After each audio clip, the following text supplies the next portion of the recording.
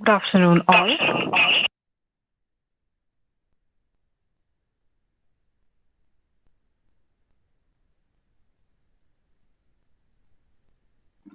Good afternoon. Good afternoon, Dr. Joseph.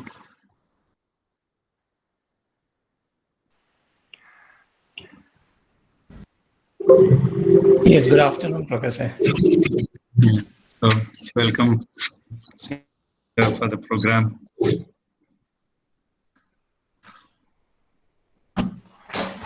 Yeah, am I audible now? The session will start at 3 p.m. Nice to meet you all. Yeah.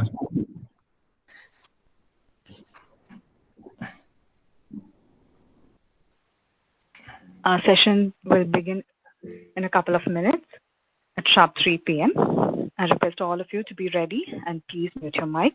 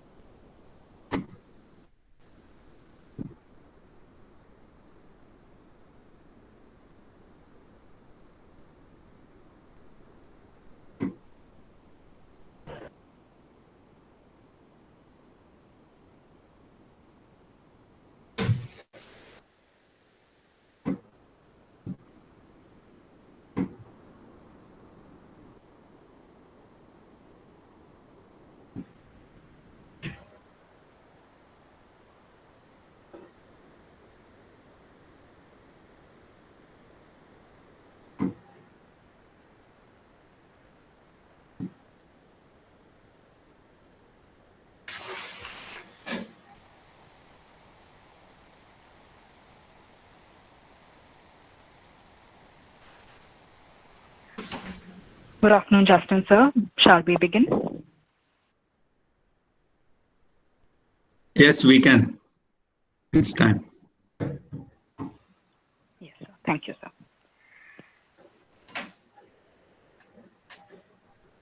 A warm good afternoon to all honored guests, faculties, and eminent scholars. Today, the Department of English of St. Mary's College, Thrissur hosts Day 5 of International Faculty Development Program on Creative Methods for Teaching Digital Natives in Higher Education. As this International Faculty Development Program is built with the intent of active and interactive learning, we have with us Dr. R. Joseph Punnaya, handling the first session in today's schedule. Dr. R. Joseph Punnaya is a professor of English in the Department of Humanities and Social Sciences at the National Institute of Technology, Tiruchirappalli from Tamil Nadu.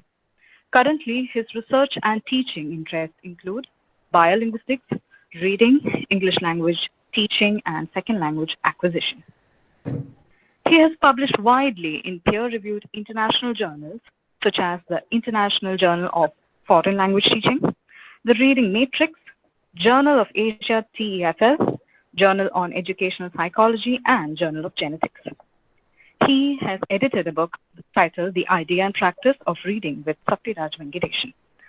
Apart from this, he has also delivered keynote addresses and invited talks in various conferences and workshops. He has also mentored English as second language teachers in orientation and training programs. With immense respect, I invite you, sir, Dr. R. Joseph Ponnaya, to begin the session on the topic, Critical Reflection on Research Writing and Ideation. Over to you, sir. Yeah.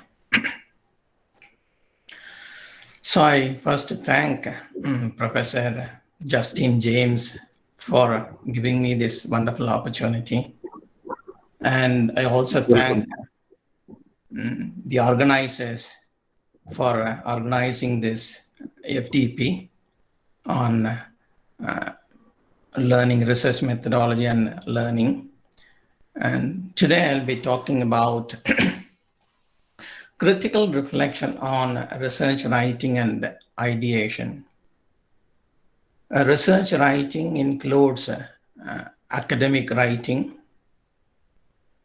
writing books, writing book chapters, and research articles, among others. So research is a creation of a new knowledge, and for which we use the current knowledge, the knowledge that we have. And by using the current knowledge, we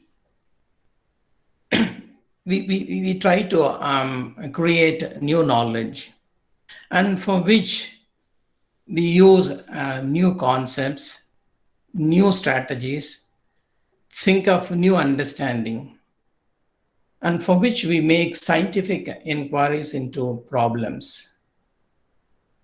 So we enter into a mode of developing thoughts to inquire about a problem scientifically.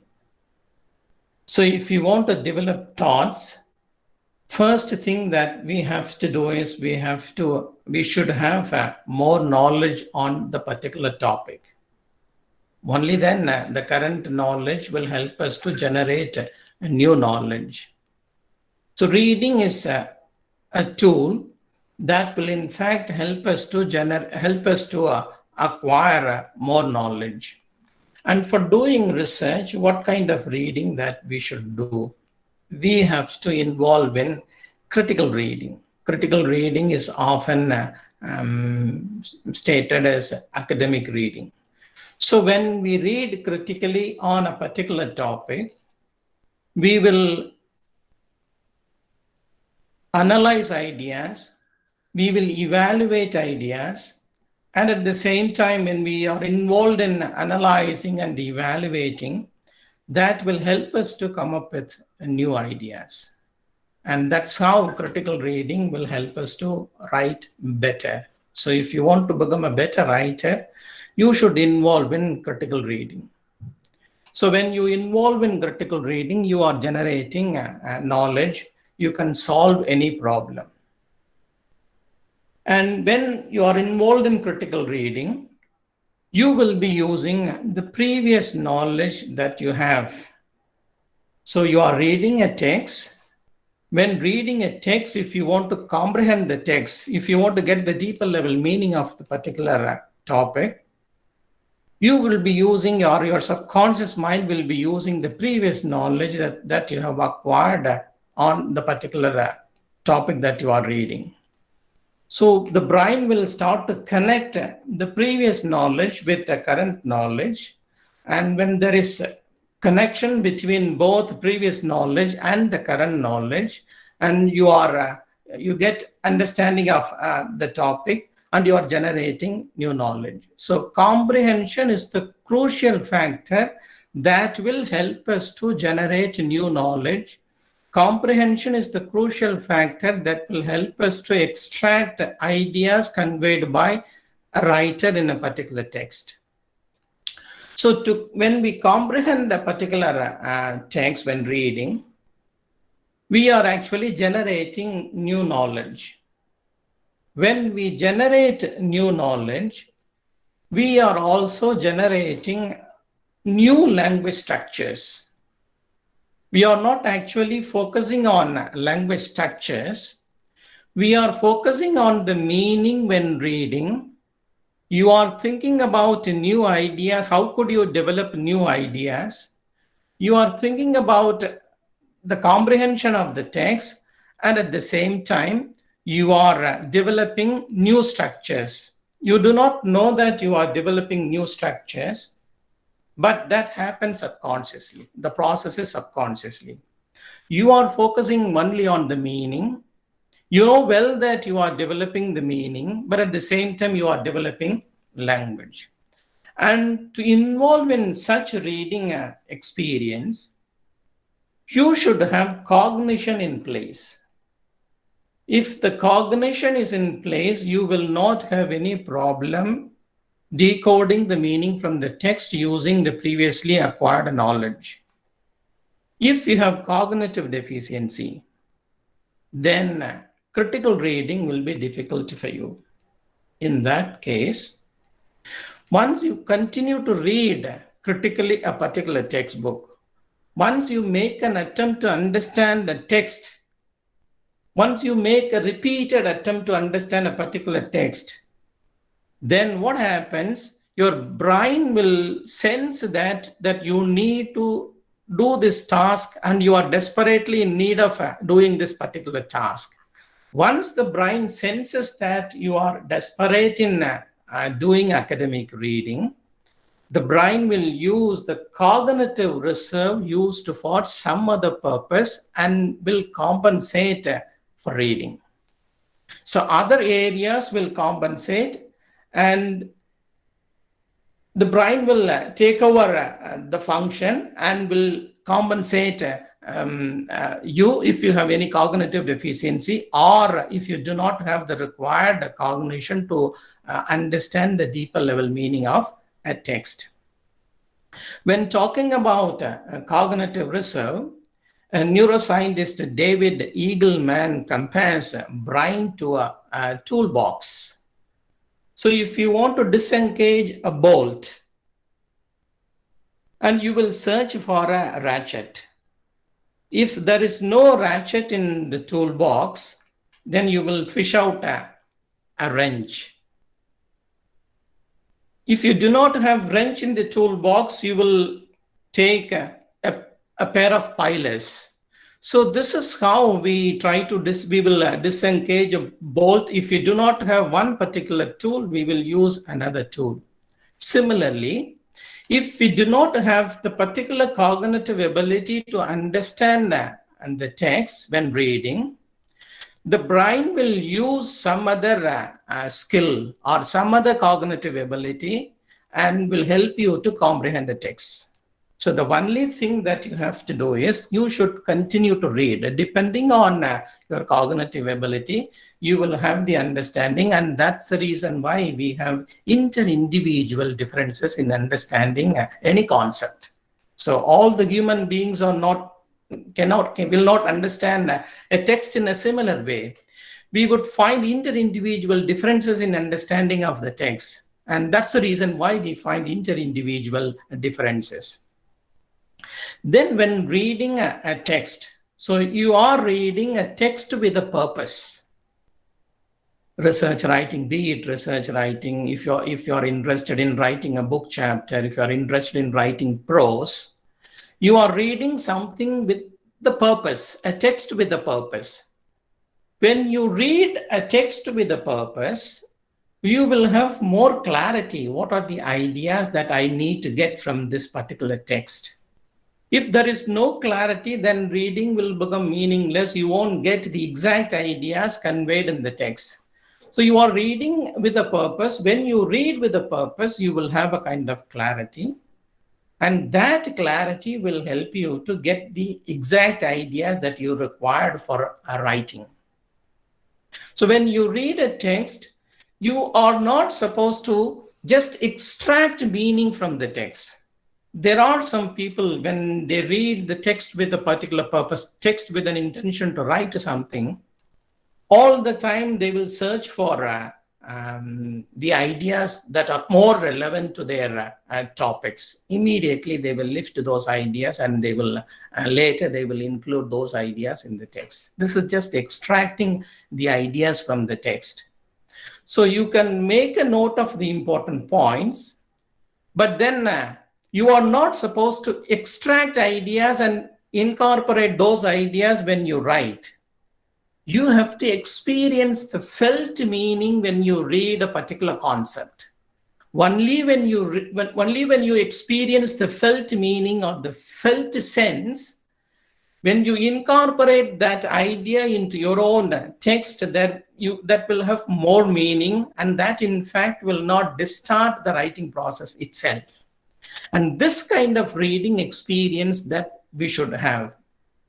So for instance, you have watched a movie and you are asked to write a paragraph on that particular movie.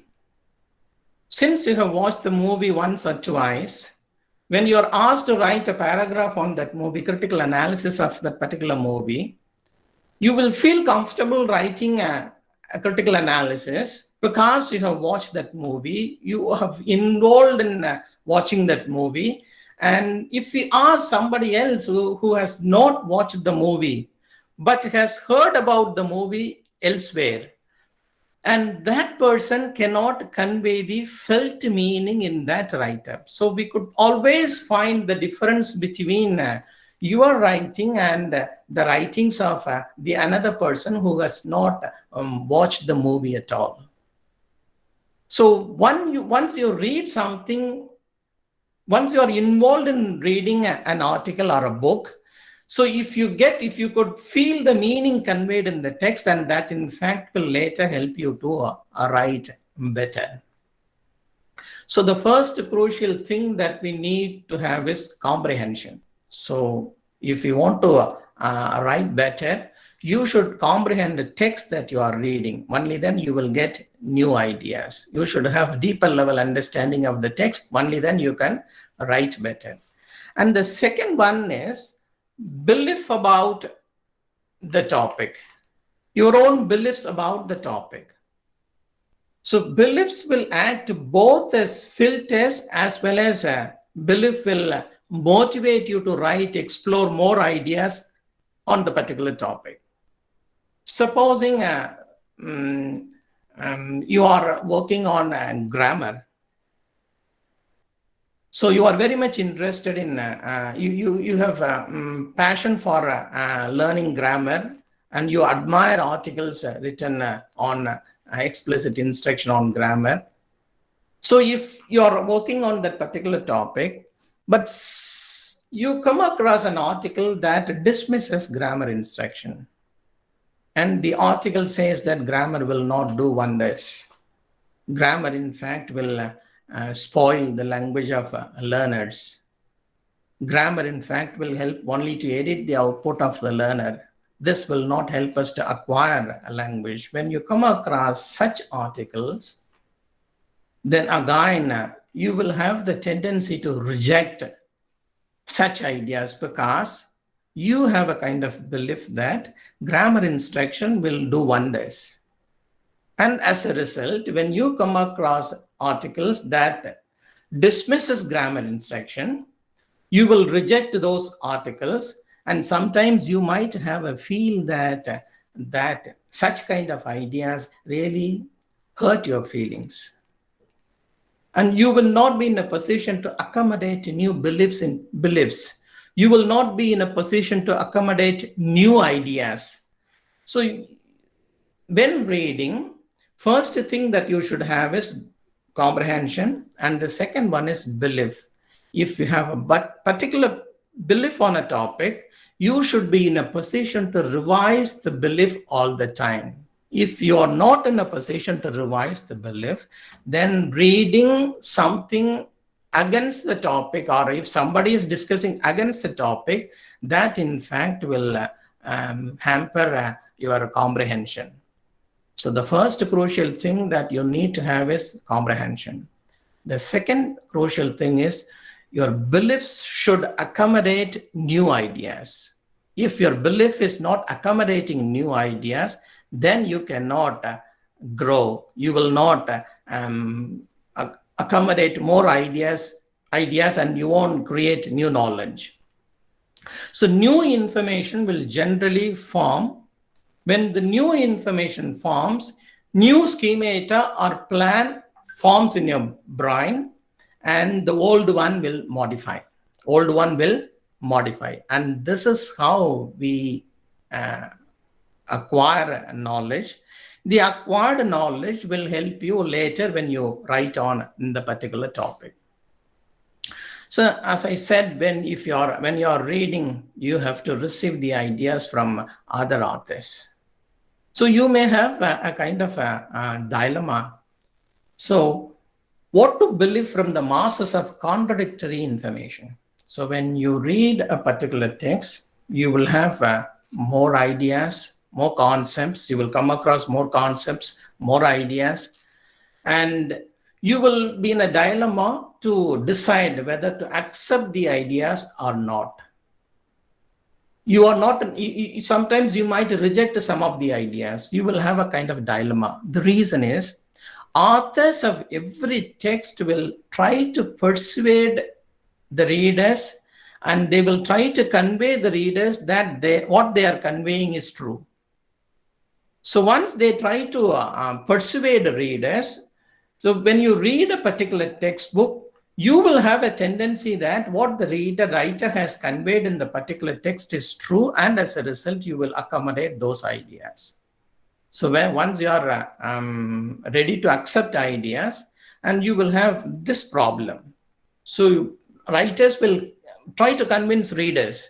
So if you are convinced without making any analysis or decision, then that in fact will negatively affect your writing. So decision making is crucial.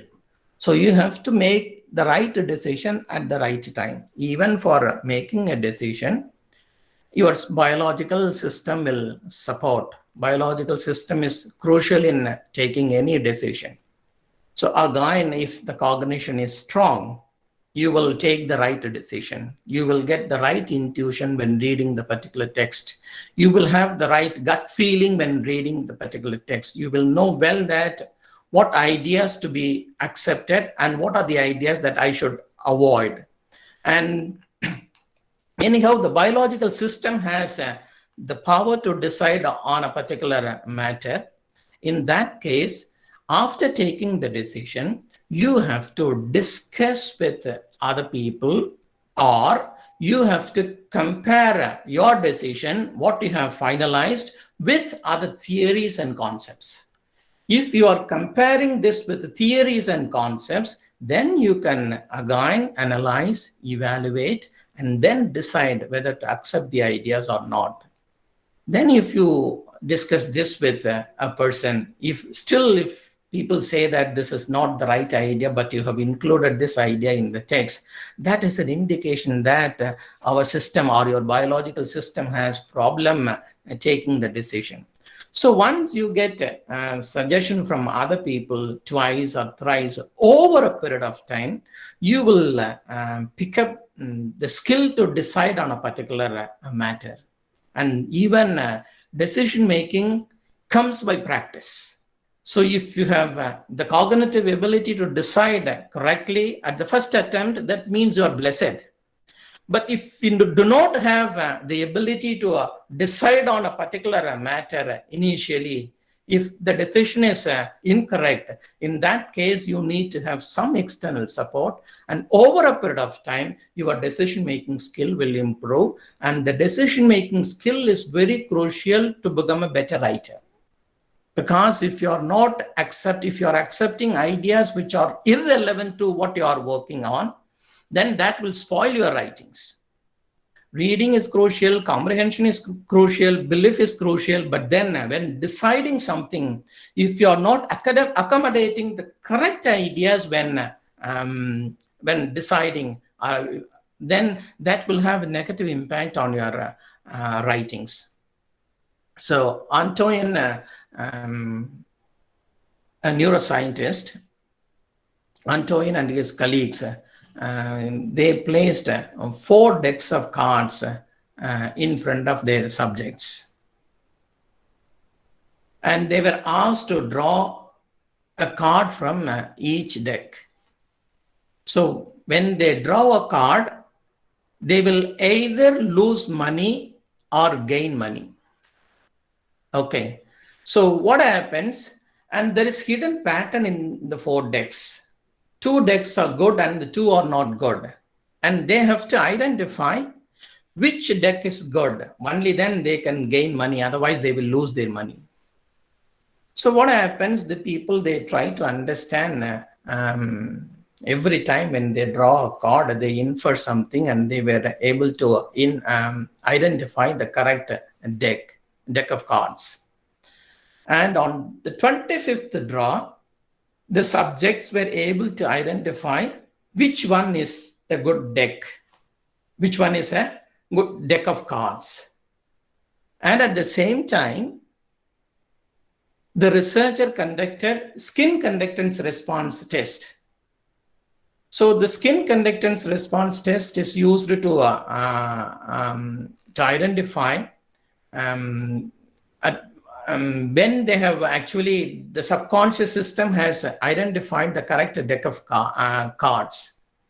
And the skin conductance response test revealed that the subjects were able to identify the correct deck at the 13th draw.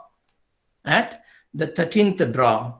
At the 13th draw, there were a spike of activities in the brain. There were spike of activities in autonomic nervous system. And this is an indication that even when we decide, before the decision reaches the conscious mind, the decision is taken by the subconscious mind. The decision is taken by the subconscious mind. And that's the reason why I said you have to listen to your gut feeling, intuition. Something in you will speak. What is that something? And that will guide you at the right path. And you have to compare that with other concepts and theories before taking a decision. Decision making is very crucial to become a better writer. Then you have to read regularly. Regular reading is essential. So if you don't read regularly, then you cannot come up with quality ideas when writing.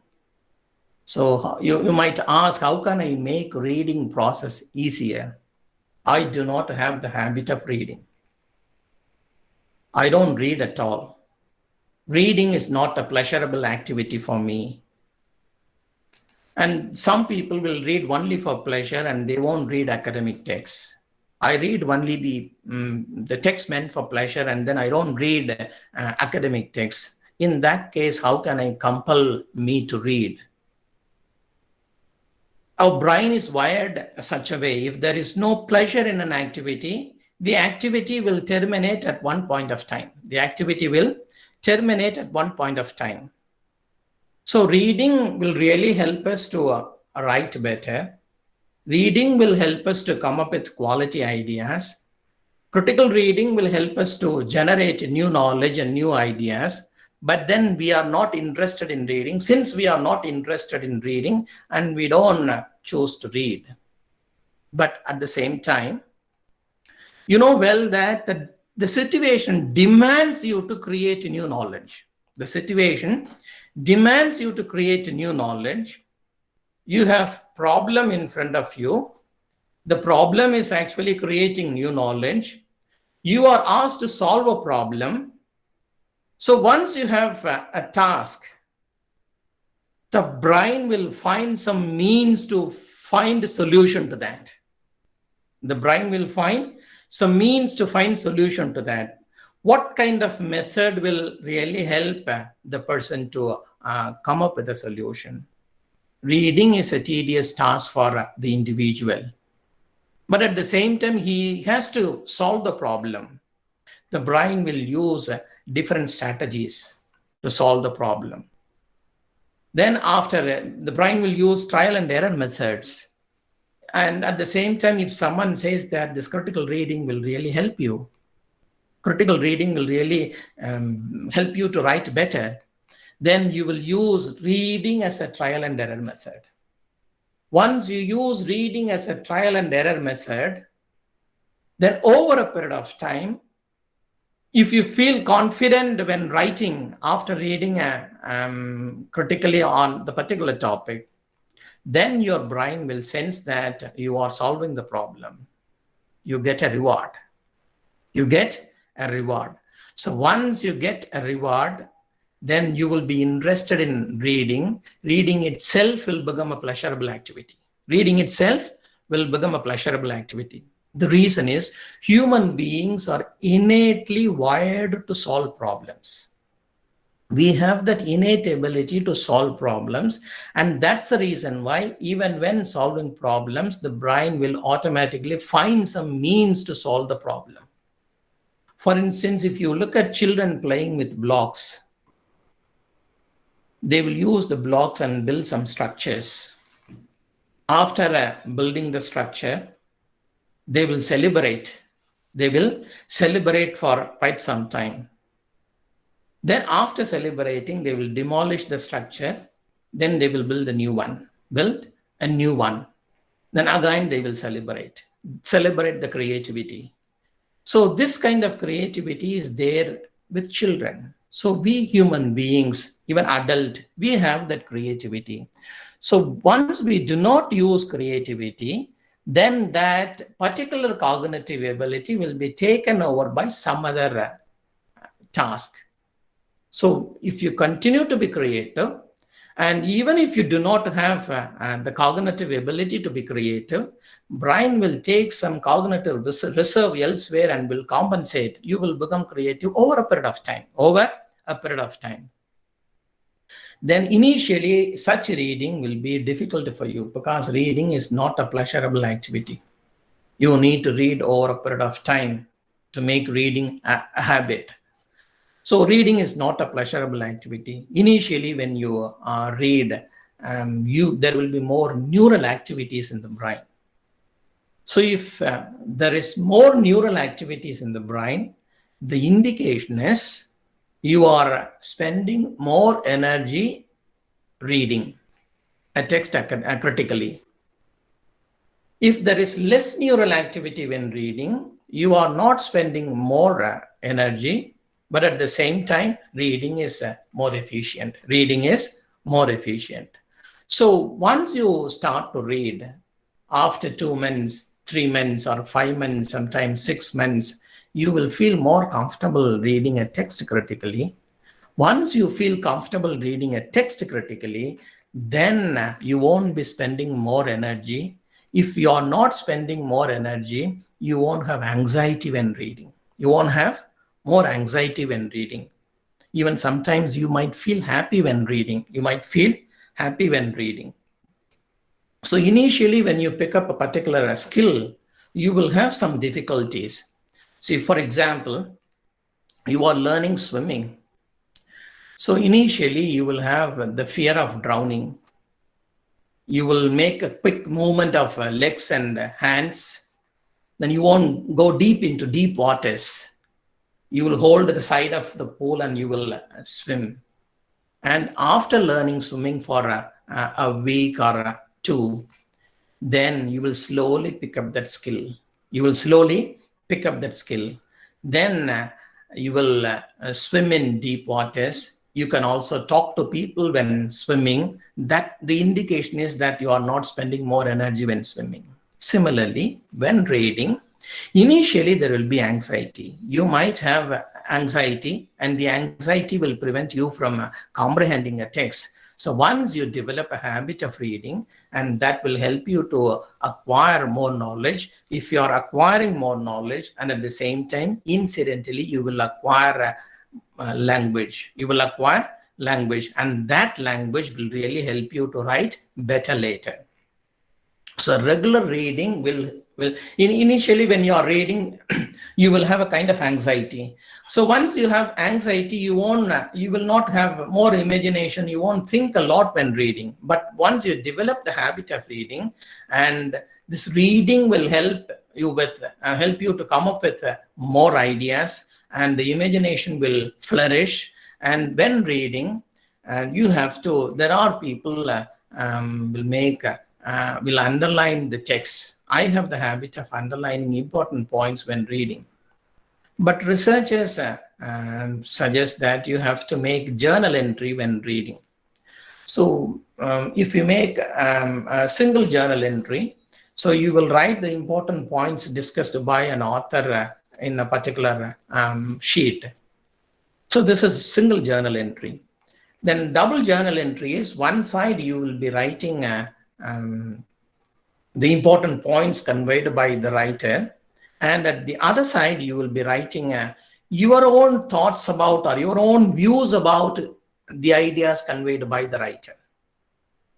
So I would suggest you to go for a double journal entry. The reason is, if you do not have the practice of reading something critically, this double journal entry will really help you to think when reading. So once you practice, once you begin to think when reading, you will read a text critically, and that in fact will come up with new ideas when reading. Then regarding when learning, if you're interested in doing research, and you might register for a course on research writing. But if you closely watch the content delivered in a program on research writing, most of the time they will be teaching you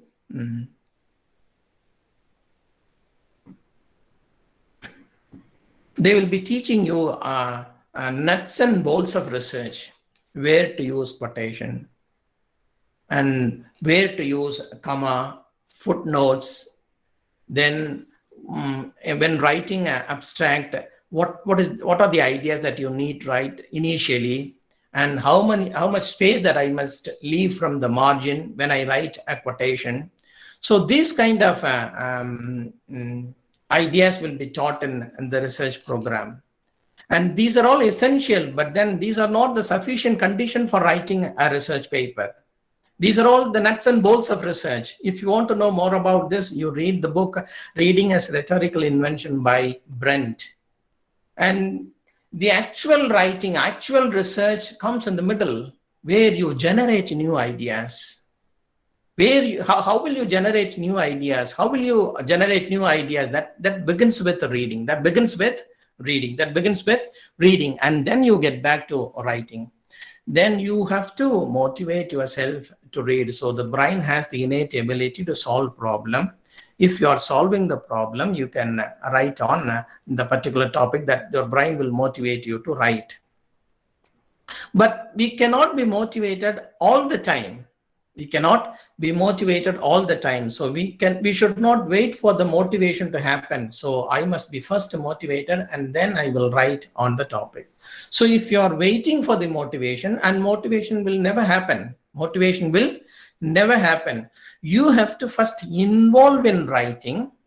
So once you are involved in writing, the previous knowledge that you have acquired on the particular topic will help you to generate new ideas that will give you more confidence. Once it gives you more confidence, and you will be creative. So once you trust your creative ability, then that will have positive vibrations in you. You have to trust yourself. You should trust that you will write better. If you don't trust yourself, then you cannot come up with quality ideas. So such a kind of exposure will give you a kind of confidence, and finally you will trust the creative power or creative ability that you have in you. So you have read something, and finally you are writing on the topic. When you begin to write, you should have a better plan. So you should have a design in your mind. Without having a design, you cannot write on a particular topic. You cannot write a research article.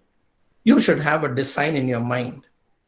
The design will really help you to come up with ideas related to the particular topic. Sometimes if you are writing short articles, you can have the design in your mind. And because you will be writing only few ideas, and you won't be including more ideas in the article. So in that case, you can have the design in your mind, and based on that, you can write, you can revise the paper. But if you're writing a longer article, a book or a book chapter, when writing a book chapter, you have to write at least 8,000 words. If you're writing a book, you will be writing about 70 to 80,000 words. So when writing a book or a book chapter, you cannot have the whole design in your mind. So without having proper design, if you begin to write, then that will have, you might sometimes contradict your own ideas. You will be repeating the same ideas elsewhere. So you should have a proper plan in your mind. And then more important, you should involve in pre-writing. Pre-writing is what are the ideas that I'll be writing in this particular chapter or particular paragraph. Next paragraph, what are the ideas that I'm going to write? So such a kind of pre-writing that you should do. So the design includes pre-writing. The design includes pre-writing. So once you have pre-writing, then when you sit and write on the particular topic, you will not have any problem coming up with ideas because the ideas are already there. The ideas are already there. So once the ideas, if you have the ideas on the paper, you are just generating or you are just developing that ideas. So if you do not have the habit of writing, again, writing is a tedious task. We have to accept it. If we do not have the habit of writing, you have to involve in free writing at least 30 minutes a day.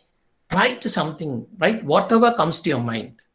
Don't think about the ideas. Don't think about the content that you are writing on the paper. Write whatever you feel, and that is free writing. So if you want to know more about free writing and about writing, you read the book Writing with Power by Dave Elbow. So when writing, even when writing, you are supposed to give priority to the felt meaning. You are supposed to give priority to the felt meaning, and you are not supposed to give importance to the extracted ideas. You are not supposed to give importance to the extracted ideas.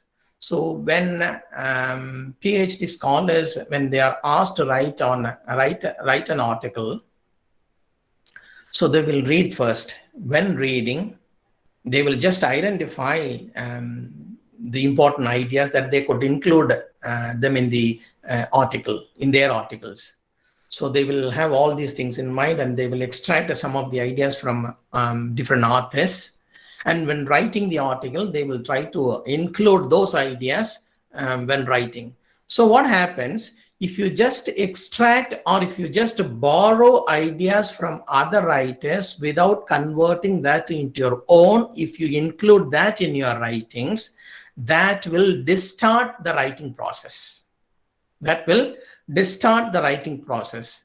You will have a kind of a difference in tone. Your narrative tone will be different, and the narration of a different the other different authors will be other authors will be different. So when once you bring in the same writing to your writing, that will the authors or different authors' writings will meddle with your own tone, and then people would say that there is inconsistency in writing. There is some gaps in the writing. So don't try to extract ideas and incorporate those ideas into your writing. If you're interested in supporting your ideas with other ideas of the other authors, in that case, what you have to do is you should have felt meaning when reading that article. So once you have the felt meaning, you will be taking those ideas, and then you will be converting those ideas into your own. Then you will be incorporating those ideas into your narrative thread. So that will not distort the narration. That will not distort the narration. For example, take Shakespeare. He has borrowed from history, but then we call him original writer.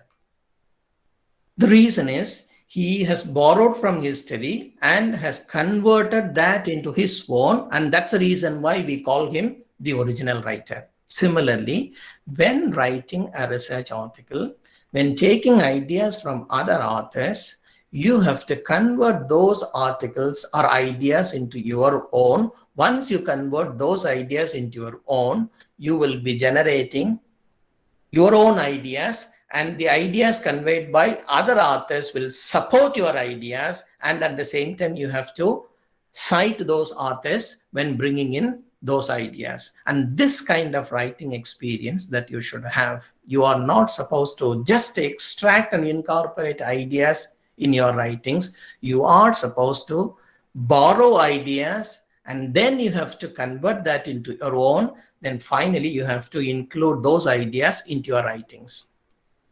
Okay. Then when writing, you should write different drafts. So some researchers say that 40% of time must be devoted for writing, and 60% of the time must be devoted for revising. And few researchers say 20% of the time must be devoted for writing, and 80% of the time must be devoted for revising. But in general, what the novice writers do, they will write the first draft. And after writing the first draft, they will immediately go for copy editing. So once after writing the first draft, we go for copy editing, we will find a lot of gaps in the writings.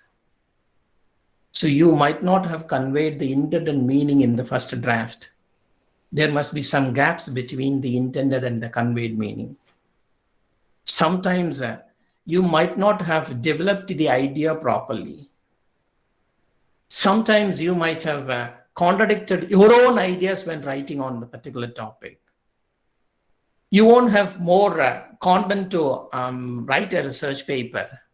So without having a more content, if you try to, if you go for copy editing, then you won't cut the ideas which are not irrelevant, delete the ideas which are not irrelevant. So in that case, that will have negative, your writings won't be good. So in that case, go for first draft, second draft, third draft. Sometimes you can go for a fourth draft also. Revise your thinking. So once you revise your thinking, then sometimes if you find a gap between in your writings, you have to experience the reciprocal relationship between reading and writing. So you are not clear about a particular idea. That will prompt you to read more. After reading, then you get back to writing.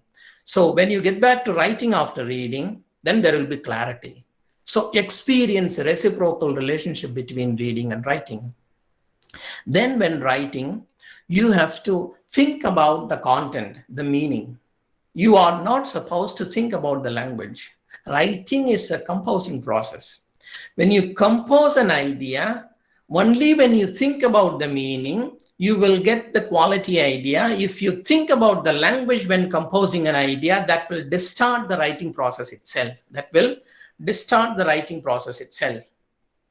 So when you have such a kind of writing experience, composing experience, suddenly a new idea will strike. You would say that an idea has come up to me.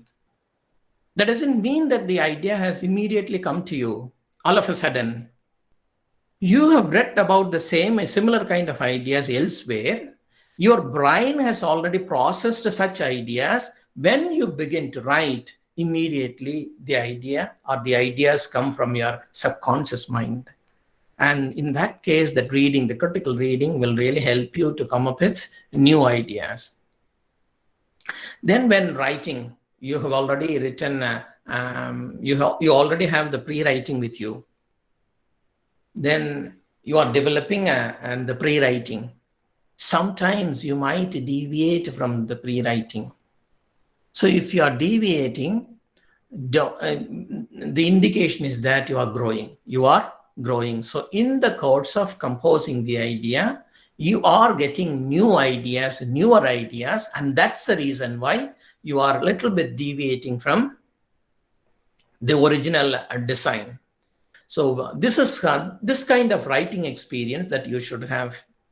So when writing, so there are two aspects of writing. One is creativity and the other one is critical thinking. One is creativity and the other one is critical thinking. So when you write first and the second draft, you are not supposed to be critical about your own writings. You are not supposed to be critical about your own writings. If you are critical about your own writings, your creativity will be weak. That will be weakened.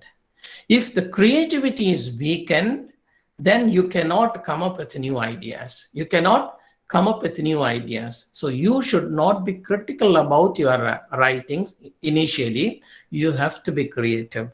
Think about newer ideas. Write whatever comes to you, right? Whatever comes to you. And that kind of writing experience really will help you to come up with new ideas. Then when revising the articles in the second or the third draft, think about revising, find the gaps between the intended and the conveyed meaning, or if you feel that you have not developed and conveyed the idea properly in a particular place, you can revise that, and you can be critical about your writings when you write the third or the fourth draft, or sometimes when you write a second draft, not when writing the first draft.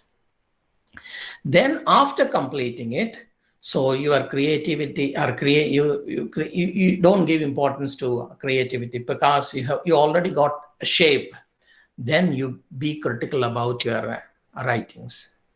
Then you make some changes. After making some changes, you can fill the gaps, you can bring in new ideas, you can take the first idea to the third place or the third idea to the first place, and that kind of revision that you can do in the second or the third draft.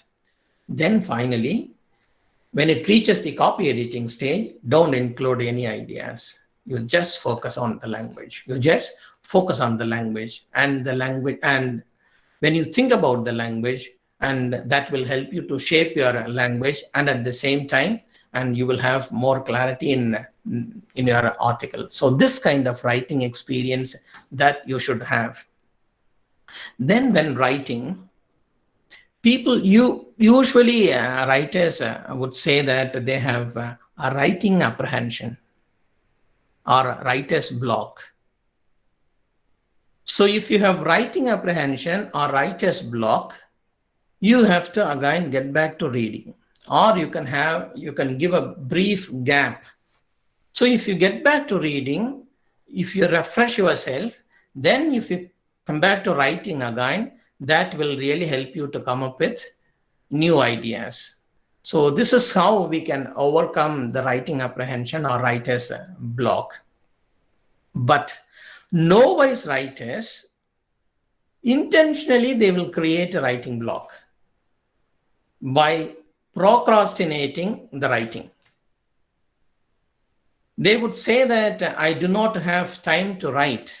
I do not have time to write. So actually what is there, the block or the writing apprehension is there.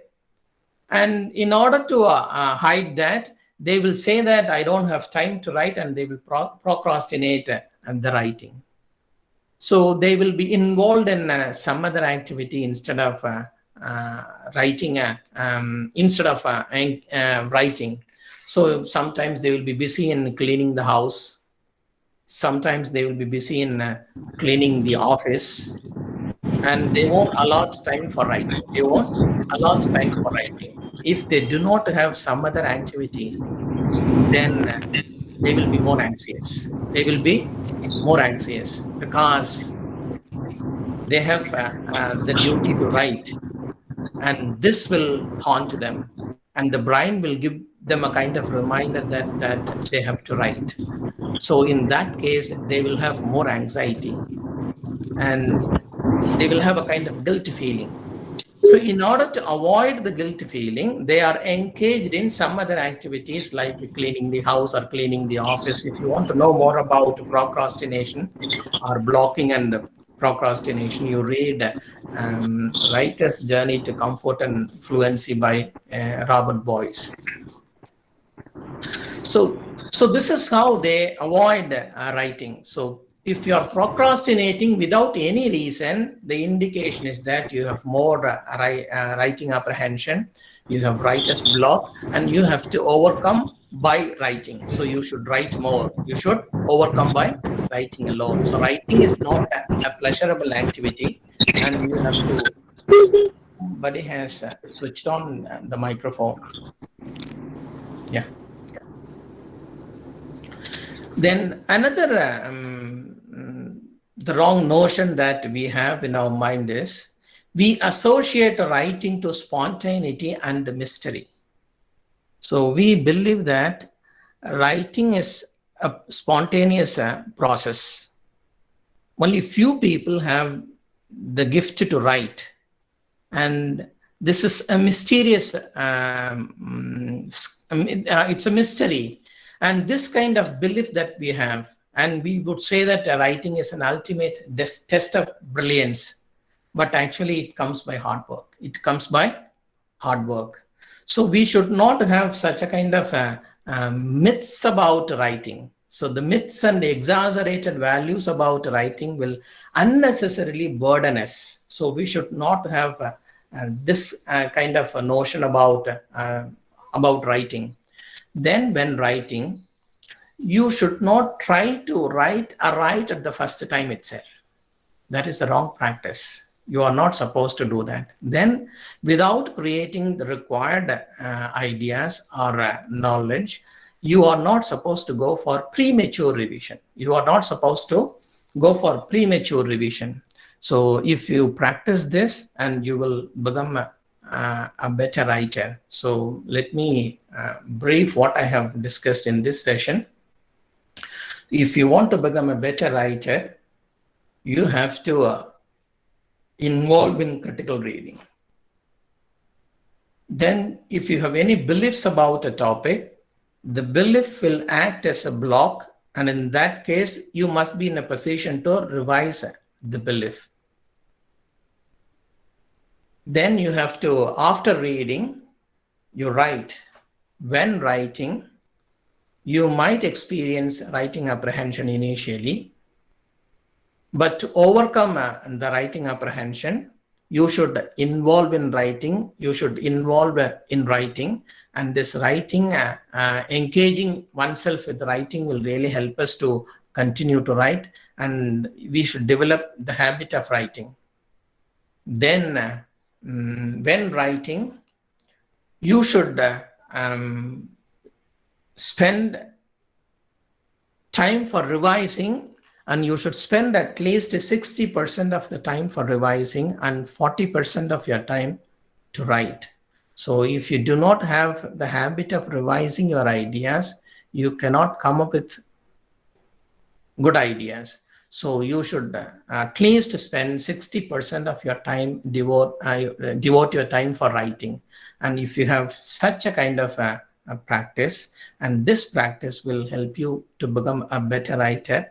And nowadays we are compelled to write, and you should realize that. So if you don't publish in Scopus indexed and SCA indexed journals, then that will have impact on your promotion.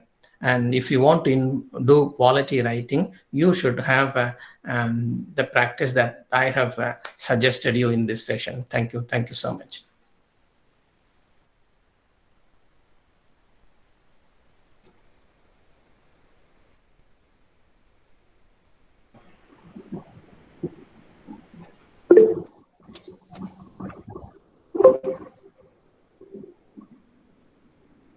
So thank you very much. That was very interesting and very useful session.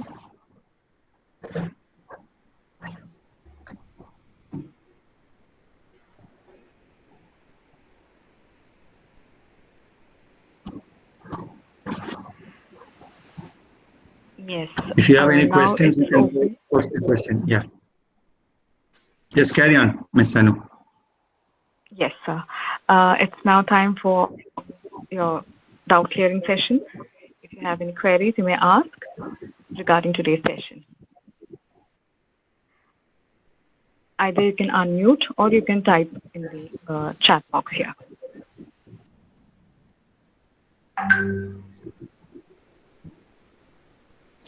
Yeah, that this is Lawrence. He says that was a good talk.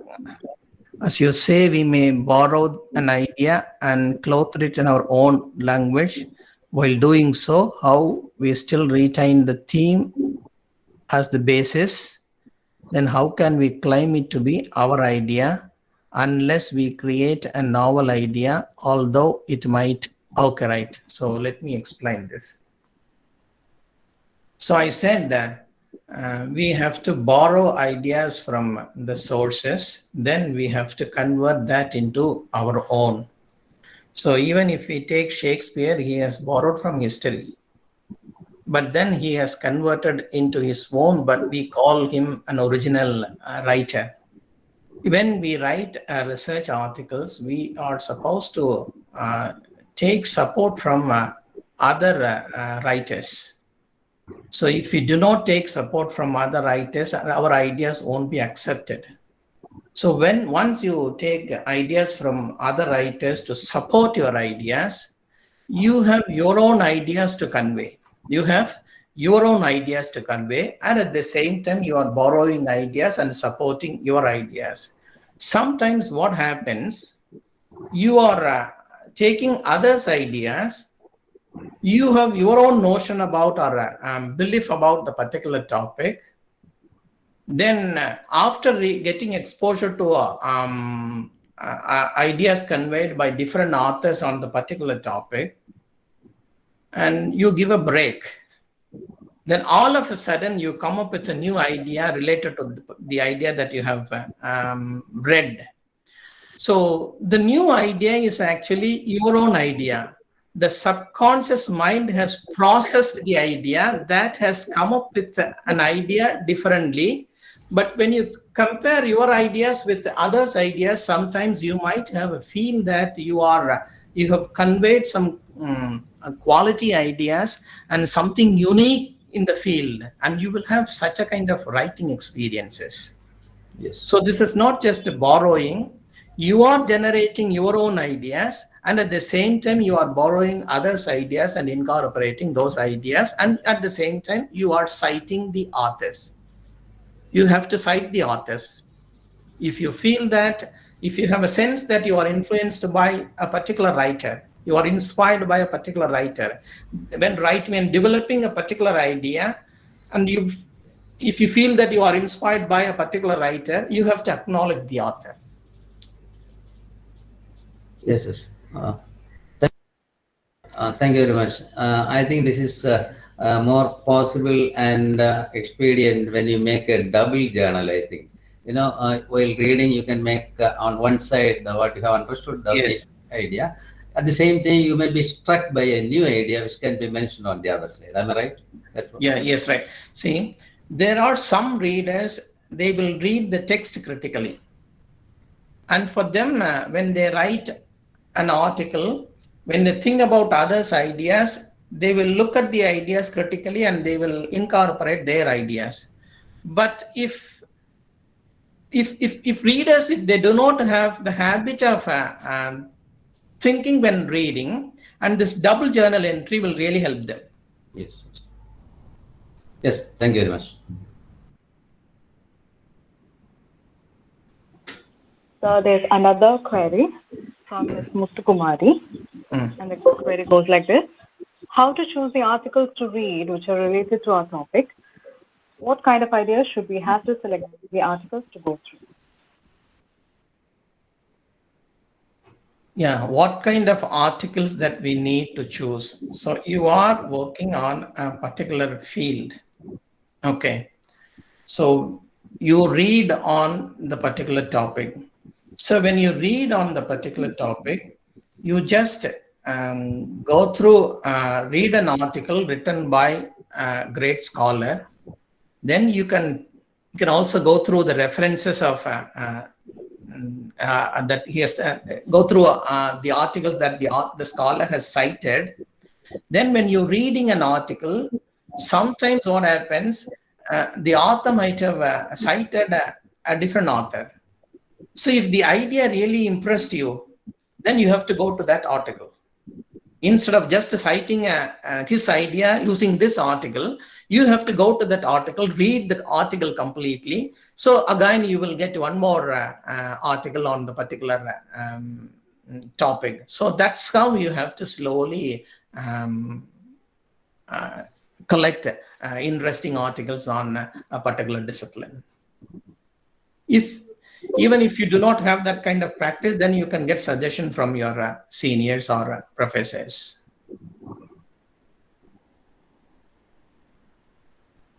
Dr. Joseph, I have a clarification to make here. Yes, sir. We mainly deal with Arab students. Mostly they are visual learners. So what we do normally is we present a paragraph or a model essay, then explain it to them, and they are able to copy the idea and the framework and they write. So is it, can we apply the same practice for writing research articles? You read a couple of articles, follow the total framework, and you design your own article based on the framework given there. This is one thing. Second thing is about process writing. So we walk the students through the process of writing. So can process writing help research scholars in writing articles or dissertations or books? Process writing means what? What do you mean? That is the process of, for example, giving the framework like what is introduction, what is a body paragraph, what are the components of that. This is step by step developing the writing idea at a basic level. Yes, right. Can the process can be followed at a higher level? Because what I find is that most of the articles coming from our universities and you know the qualities of the articles that are coming. Sometimes some articles are excellent, really, on par with anyone at the international level. But some articles, they call it an article, but it is neither an essay nor a paragraph, or it looks like a long paragraph without a beginning, without an ending, without a proper argument presented. There is no logical presentation as such. So I feel that the basic practice of using the process to develop our writing may be helpful. So then what kind of process that can be taught to make our writers better writers? Yeah, I think if I understood your question correctly, I used the phrase nuts and bolts of research used by Doug Brent in reading. I forgot the title of the book, so I would suggest that book to you. So he says when teachers, when they teach about research writing, they teach them what has to be written in the first part of the abstract, and the middle part what we need to include, and in the conclusion what we have to write. Then writing a quotation, how we need to extract information and bring it to our own research articles, writing quotations, then writing footnotes. And these are all the sufficient conditions. We give more importance to these ideas. But these are all the essential conditions, but then they are not the sufficient condition for writing a research article.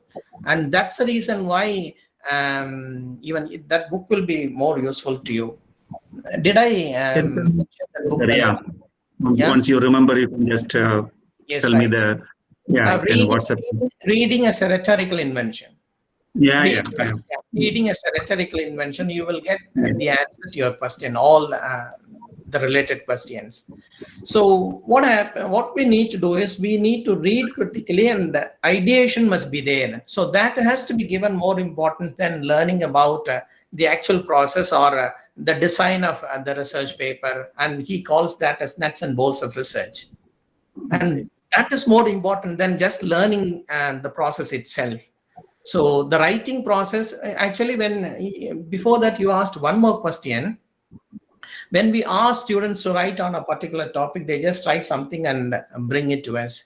So what I practice in my classes to my students, when we ask them to write on a particular topic after reading one article, they have the tendency to summarize the idea. That's how they do. So at the school level, they are given such a kind of practice. What I will do is, I will ask them to read 4 or 5 articles on a particular topic. Then I will give a topic related to all these 5 articles. Then when we ask them to write, they will take at least 4 hours or 5 hours to write introduction. The reason is, earlier they were able to write the summary or brief that in half an hour, 20 minutes or 30 minutes. But then again, when we ask them to write on a topic after reading 4 or 5 articles, and here what happens, they are compelled to think for themselves, and they have to combine all the ideas. They have to generate, and then they have to convert that into their own. They have to write their own introduction. So in that case, they begin to think. So once they begin to think, they struggle to write.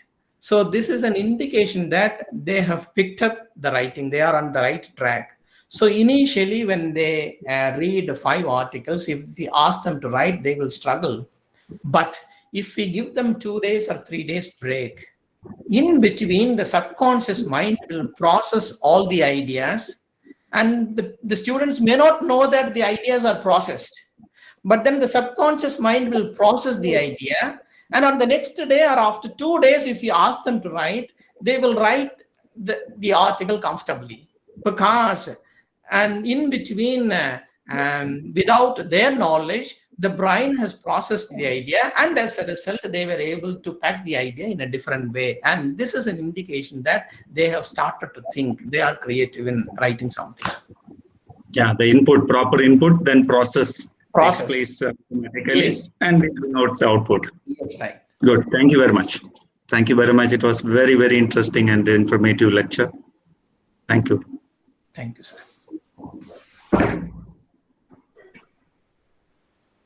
Sir, there was one more query. Will you be able to answer? Yes, Joseph, yes. sir? Mm. Right. This query is from Mr. Tamil Selvan. So while taking notes or keeping a journal, I get lost in new ideas and spend too much time to complete reading the work. Kindly give some ideas to overcome this problem. See, writing single journal entry and writing double journal entry, then and some people have the habit of underlining. I don't make journal entry when writing research articles. Okay. Some people, they do make journal entry when writing research articles. I just underline the important points conveyed by the writer. So if I begin to write, as you said, I might have a feel that my time for reading is, that steals away the time from reading. That's what I felt. And that's the reason why I just underline the important points, and then will continue to read. But then if you do not have the habit of thinking for yourself and reading, even when you read, you will begin to think about the ideas conveyed by the writer. If you do not have the habit of thinking when reading, you are supposed to make double journal entry, because that will prompt you to think. So if you feel that it is disturbing you, if you think for yourself when reading, you can come up with some critical ideas when writing on the topic, then you need not to make double journal entry or single journal entry. It depends on an individual.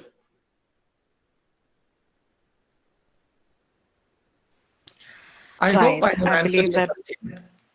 Yes, exactly. I hope that satisfies Mr. Tamil Selvan. We haven't heard anything back after that, but we are getting feedback regarding the very informative session that you had given us, Professor. So thank you so much.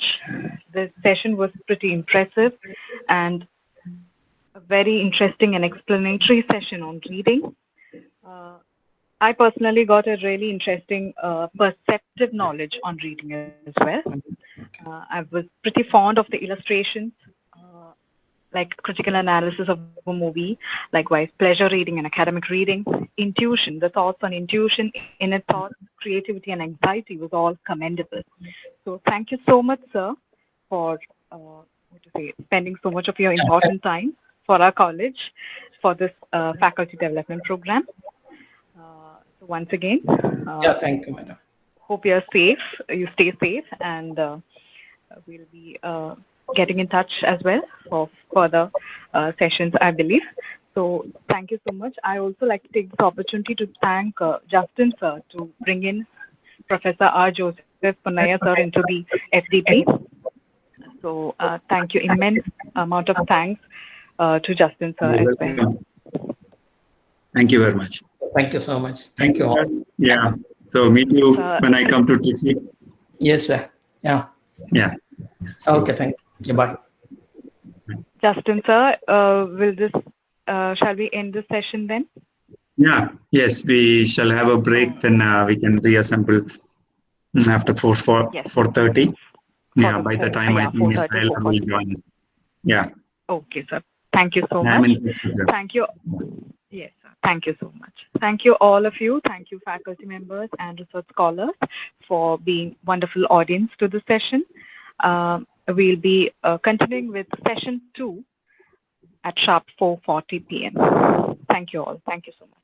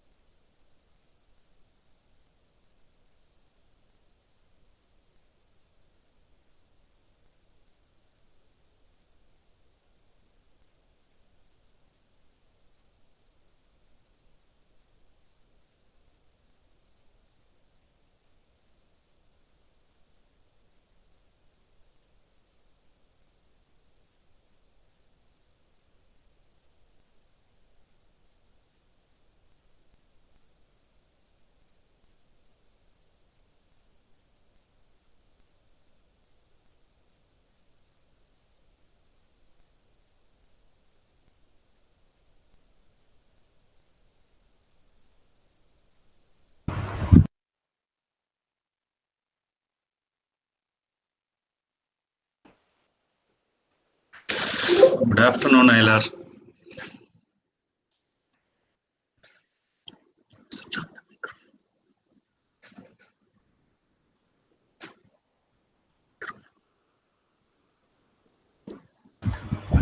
Good afternoon. Good afternoon. Welcome. Thank you very much. Nice to see you.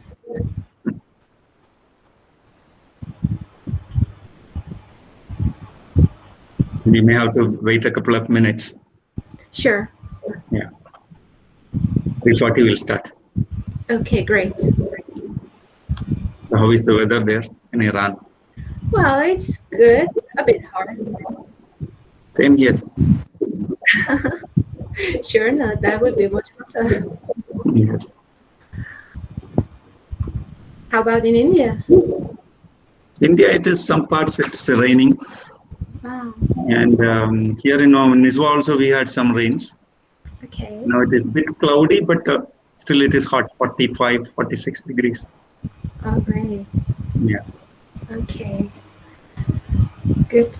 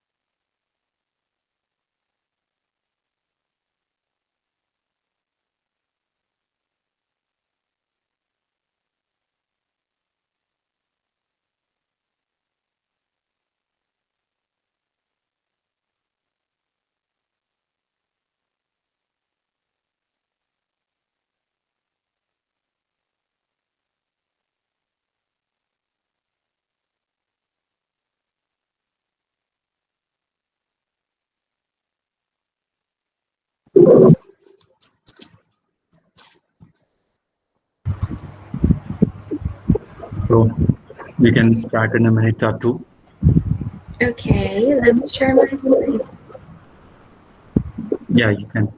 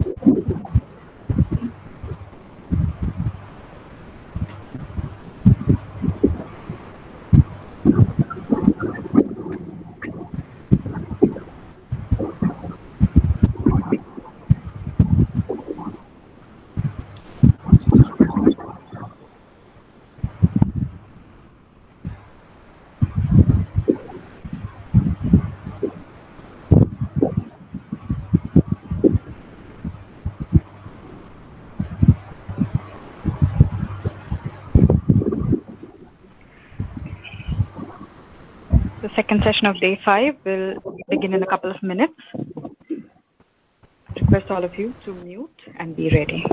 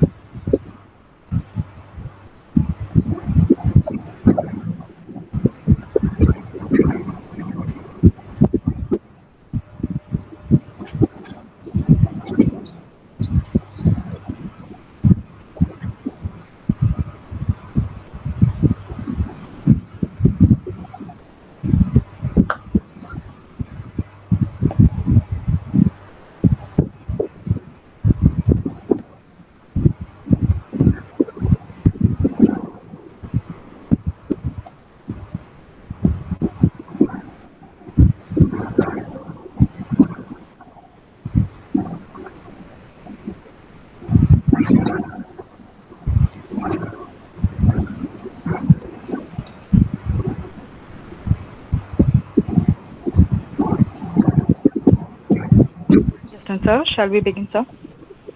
Yeah, please go ahead.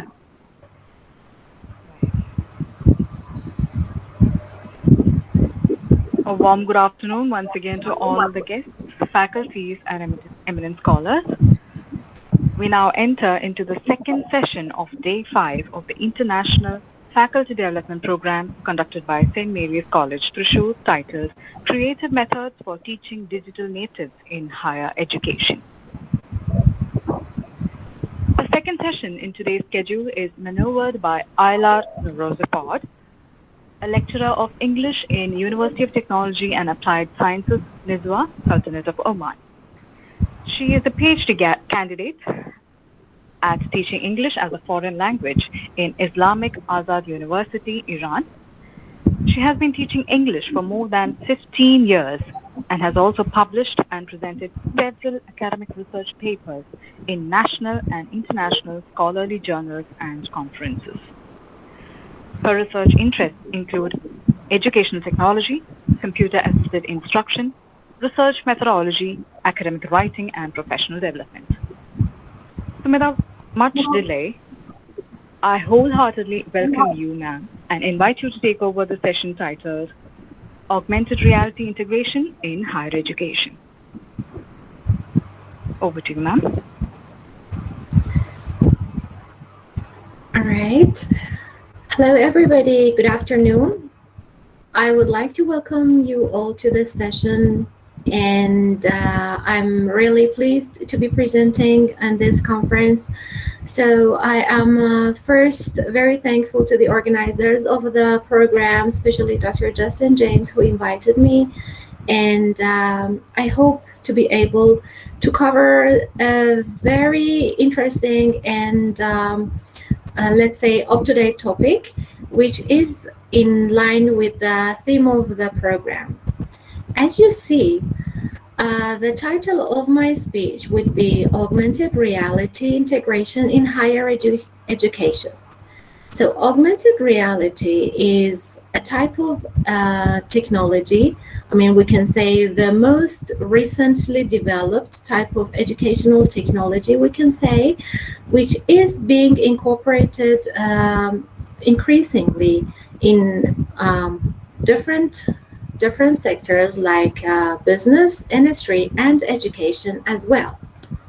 So, my presentation will cover, first of all, some definitions and history of augmented reality, augmented reality types and devices, applications of augmented reality, augmented reality in education with a focus on higher education, sure, and for future of augmented reality and some concluding remarks. First of all, let's see what is augmented reality. It is defined as having three main characteristics, which is first, combination of real and the virtual. Second, it includes real-time interactivity. And third, it incorporates 3D registration. So, augmented reality applications supplement the real world by incorporating virtual or computer-generated content. This is the most basic definition of augmented reality. So it is a type of, let's say, technology which adds something virtual to the reality. If we look at this continuum developed by Milgram et al., we can see that in one end of the continuum, we have the reality, and at the other end, we have the virtuality. So somewhere in between this continuum, we have a concept of extended reality, which is the idea that something is added to the reality. And just in the middle, we have mixed reality, or MR. Okay, then mixed reality is divided into two concepts. One is augmented reality, and the other one is augmented virtuality. As you can see, reality is what we see without incorporating any equipment or anything. So naturally, we see the reality. Then we can augment the reality using some computer or let's say some technology. We add some virtual elements to the real world. Next is augmented virtuality, which is adding some element of reality to the virtual world, and virtuality, which is like known to everybody nowadays, which is totally away from the reality. So what we are going to talk about today is augmented reality, which is incorporating some elements of a virtual world into the reality. So if we want to talk about how augmented reality came into existence, it goes back to 1968 with the first, as you can see in this picture, the first tool, which is a head-mounted display, which enabled the person to access the virtual content into the real world. Next, different businesses or industries started to use augmented reality, for instance, Boeing or like NASA, and it entered gaming and sports industry. Also, BMW used it for its commercial purposes. And in 2016, finally, it was presented in the game Pokemon Go, which we all are familiar with. So the most recent type of augmented reality which is available to us is similar to what was developed in 2016 by the developers of Pokemon Go. So this is what we have in the game. we have our mobile phones. We can access the real, we can just see the real world through the lens of our mobile phones, and a virtual element is added to the reality. Also, in Snapchat, which is familiar to everybody nowadays, we have lenses which that do the same. So the concept is not unfamiliar to students, or let's say to the public nowadays, but the point is that its incorporation into education is not very much tangible yet. So talking about the types of augmented reality, we have two types. It is divided into two types based on how the technology works or how the element is triggered. Look at this picture. This is called a marker. It can be a picture or an element of any shape, any type, I don't know, like words or shapes, anything, which is used by the camera of our mobile phones or tablets or whatever to bring into life the hidden message or the virtual message which is put behind it. So the first type is marker-based AR, which uses these types of markers. The next type is markerless, which does not use any type of markers. Let us see. Look at the picture. We have on this scan some picture which is, let's say, enhanced or marked by specific codes. This is called a marker. And through the program which is defined on the phone, this code is, let's say, decoded, and the virtual content comes into life, and we can see the virtual content through the screen of our device, although in the real world we only see that can. So this is called marker-based AR. A marker should be triggered. The next one is markerless AR, which does not incorporate any type of marker or any specific thing to be scanned.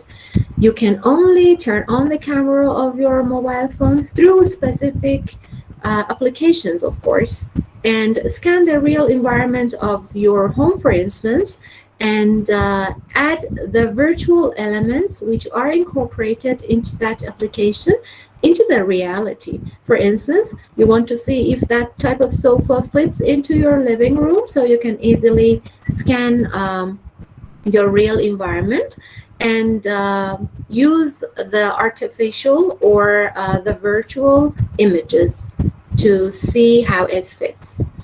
One important, or let's say one famous type of location-based, markerless AR is location-based AR, which is using the GPS systems, and again, easily in the areas which it is defined, you can turn on the camera on your phone and scan the environment, so you can see the virtual content. It is normally used in the maps, or let's say in tourism areas, in museums, or regarding our industry in campuses. So let's see how. The virtual content of augmented reality can be accessed through different devices. The first one is heads-up displays, which is used nowadays in automobile industry most. As you can see in the picture, the camera, or let's say this device, is installed on the cars, and it adds some elements of virtuality into the real world. The next one is holographic displays, which you can see in the picture, that can be accessed through specific, let's say, lenses, which should be worn by people to see the virtual element. As you can see, as this lady is doing, you can manipulate, or you can easily change the the contents, or just you can magnify it, or you can turn it around depending on how it is defined. Next are smart glasses, which enables us to see the content through the lens of the glasses that we are wearing.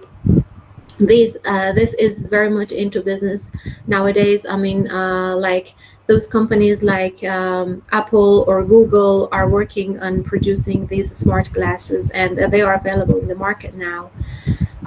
The next type is handheld devices like mobile phones or tablets, which we can easily, let's say, take with us to the classroom or everywhere, and the content can be accessed through the lens of the camera.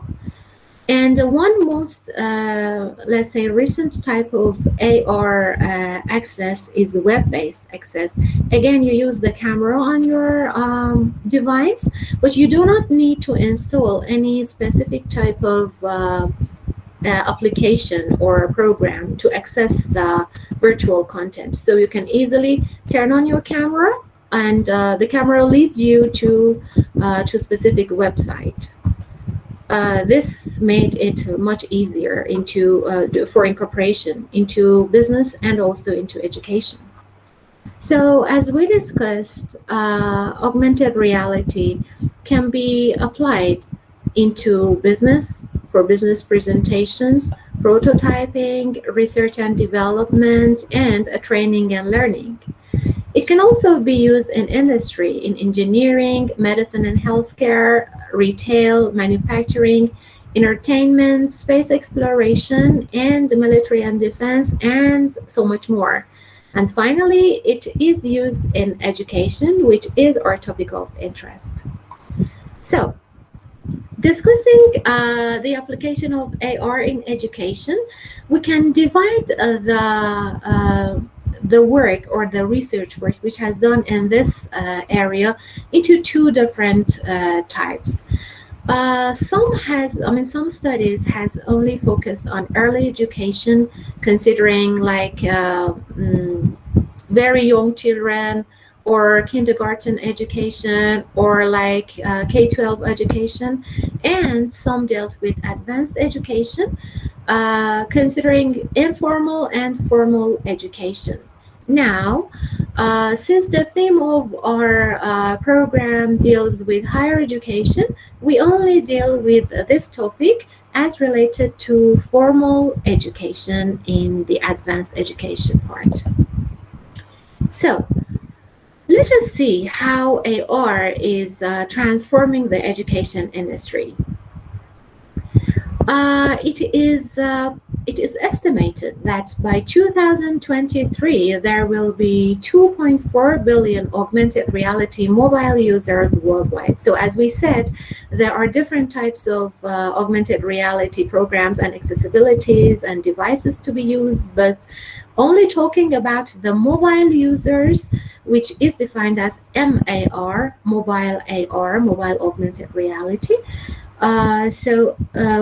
It would be dominant, I think, in the coming years. However, in 2015, the users were only estimated to be 200 million.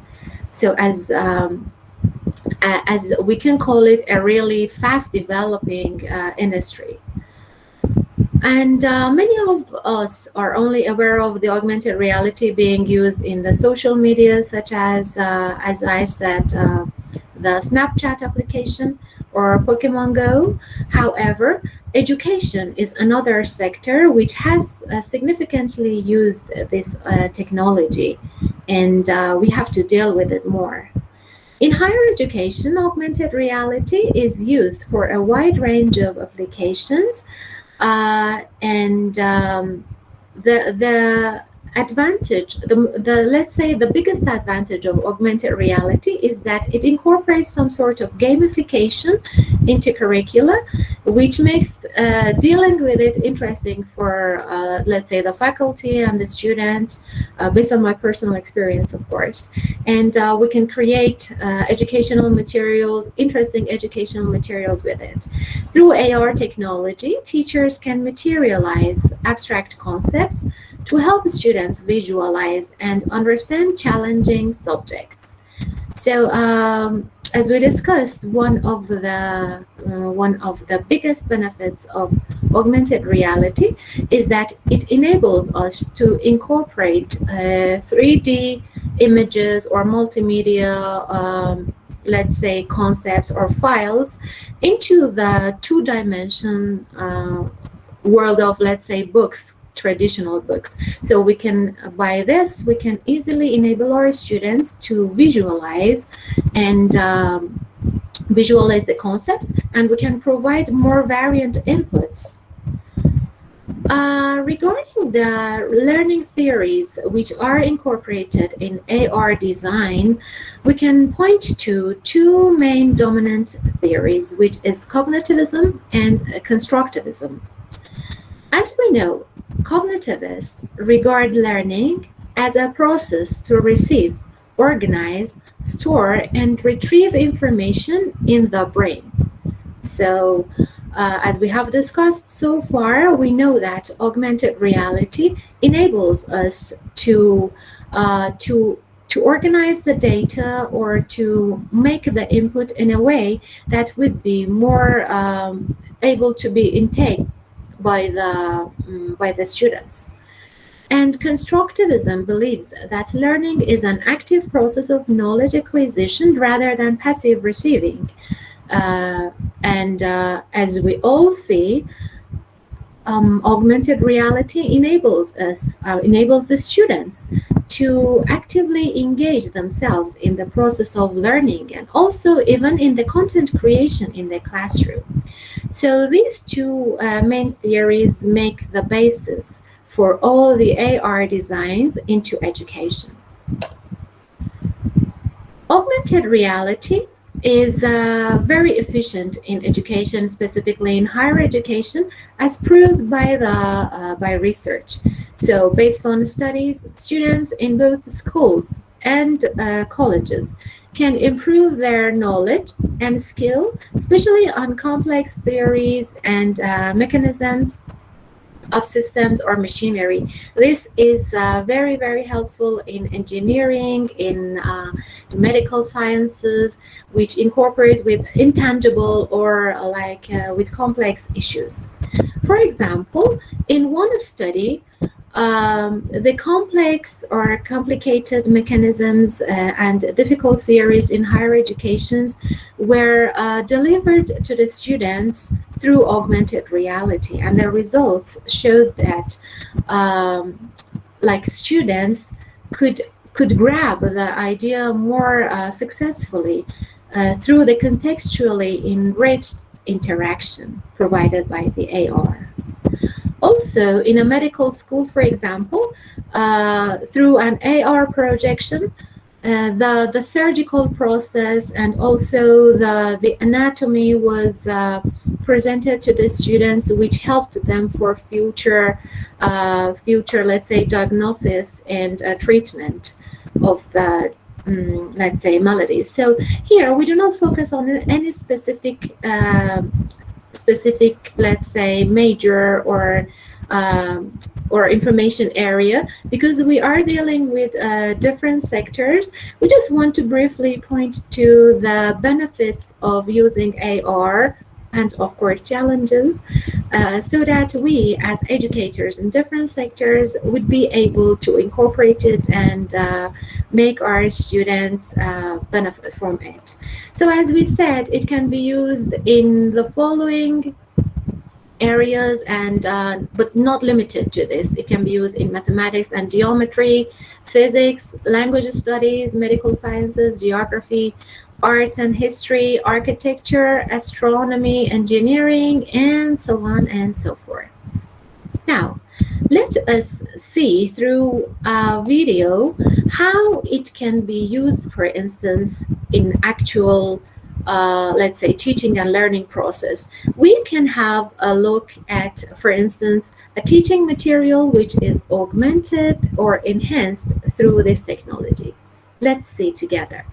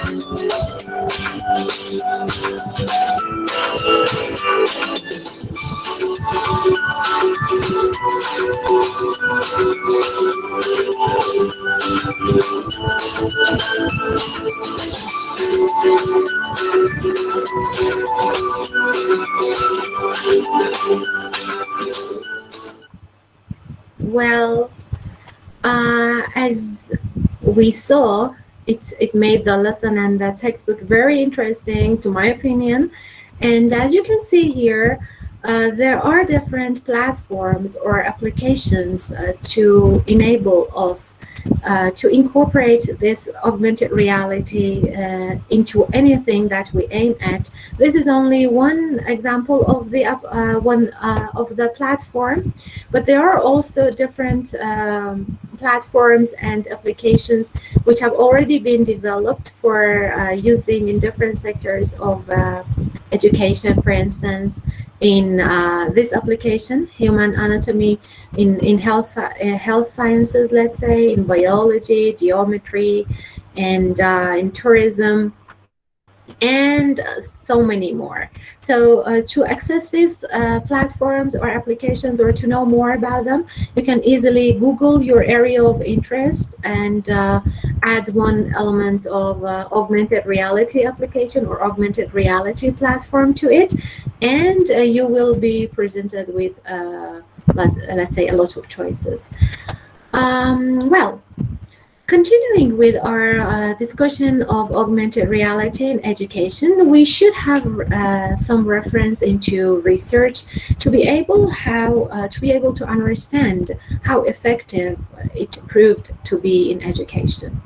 Well, let's say motivation and achievement is the main purpose of education or developing of teaching tools, but we can see by using technology, any type of technology, we can add something to that let's say tool or process which helps our student reach their goals easier. But the most important thing is that we have to keep in mind how we can use those technology, let's say, progressions into our teaching or learning process to be able to integrate it into our pedagogical approach.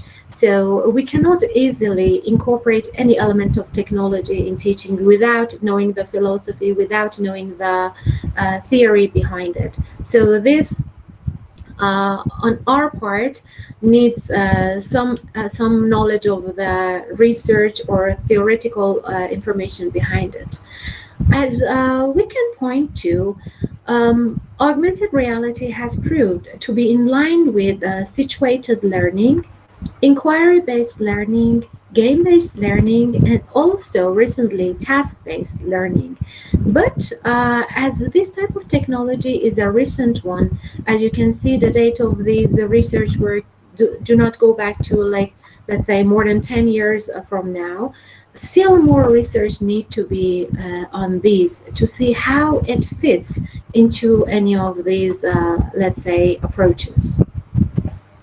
So pointing to, again, some research work, we just briefly review some of the studies which has incorporated augmented reality to see how it benefits the students.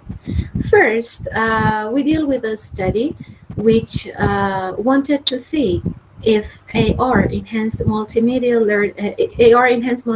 learning improved the retention of the delivered content, and the result was that the AR enhanced multimedia contents improved knowledge retention as opposed to those following a traditional course. So this is one benefit of augmented reality.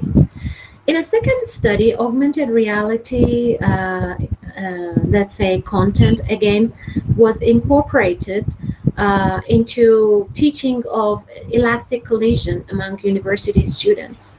Researchers found that augmented reality simulation leads a more supportive role in students' collaborative inquiry learning than traditional learning.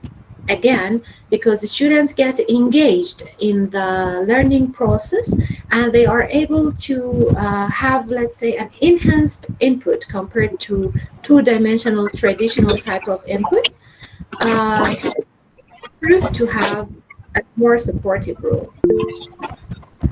In another research by, let's say, some researchers in 2015, a comparison of the instructional effectiveness of a location-based augmented reality navigation tool with Google Maps, and the print-based version was studied, and the results proved that those who experienced the AR version of the, let's say, tool were more successful in using it.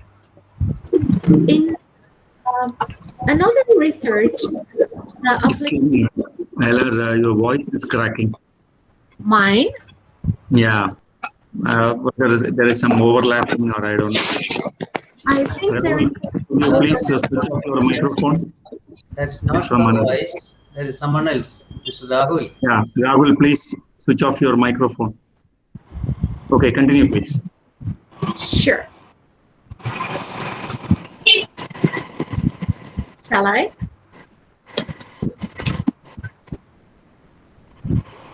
Yes, please. Dr. Justice? Yes, Okay, ma'am. good. We continue. Sure. So, pointing to another of research, it was proved in 2015 again that AR applications have a positive impact on learning and learners' attitudes. Again, we could see that it enhanced progressive pedagogies, instructional strategies, and arrangement of delivery of content by the instructors. And finally, it proved to improve students' cognition and interaction, which results in more effective learning. So all in all, we can mention two of these as the benefits of using AR in education, but these are not the only benefits, as we can say.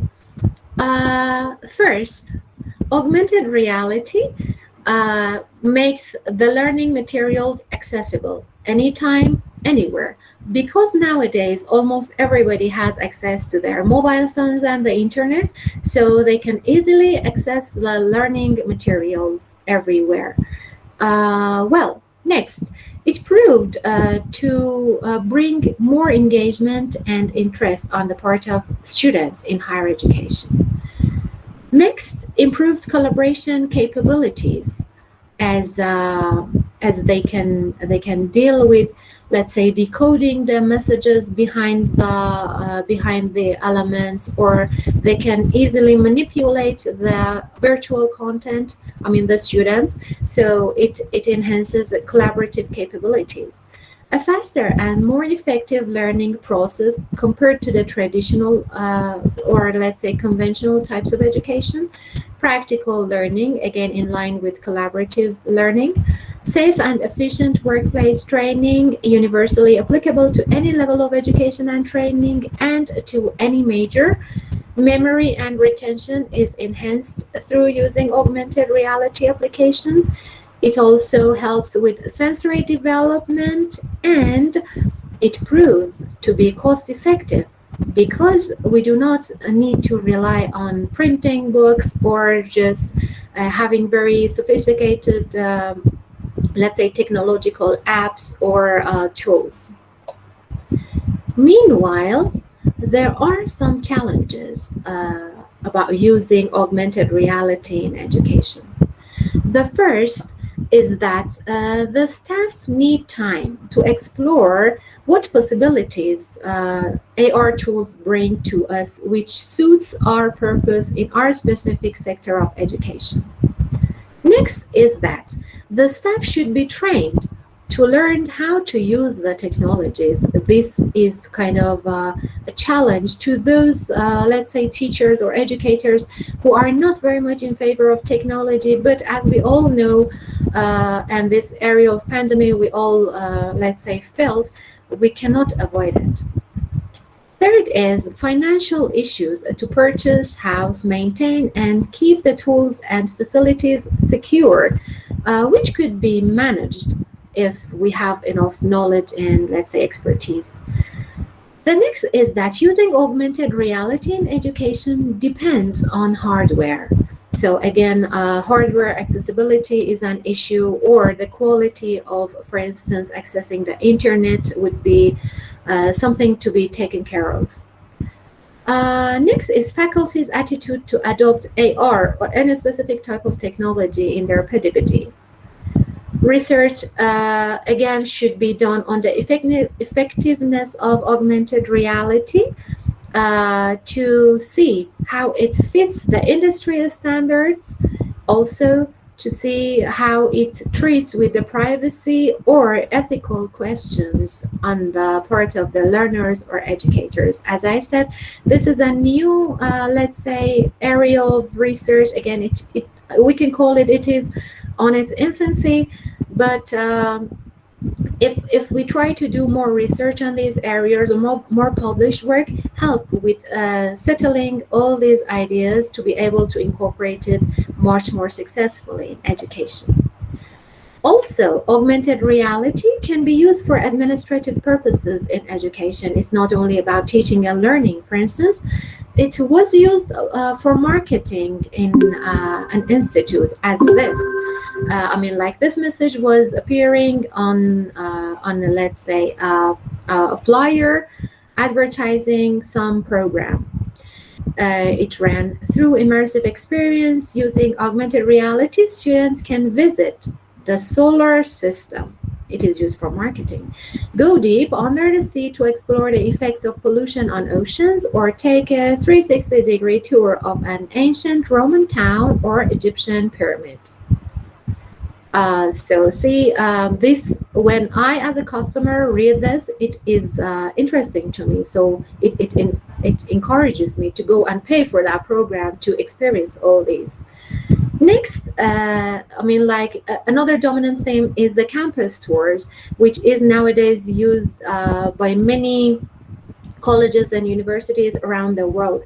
It incorporates posters on campus, inside the buildings or in open areas, which enables the students to explore the campus environment. Let us look at an example with this regard. Welcome to East Campus and the John Myers Technology and Innovation Building. I'm Dave Hardy, and I'm chair of the physics department here at American University. We're really glad you're visiting us. The John Myers Building is the home for the departments of physics, mathematics and statistics, computer science, and game design. It's also home to Koga's School of Business Incubator and AU's new makerspace. As you tour around the building, we hope you notice how unique it is. It's been designed to foster collaboration between students and faculty and between the different departments. You can tell that by the open spaces, the collaborative spaces, and the cozy nooks. Uh-oh, I think this thing's about to collide. Have a good time the rest of your tour.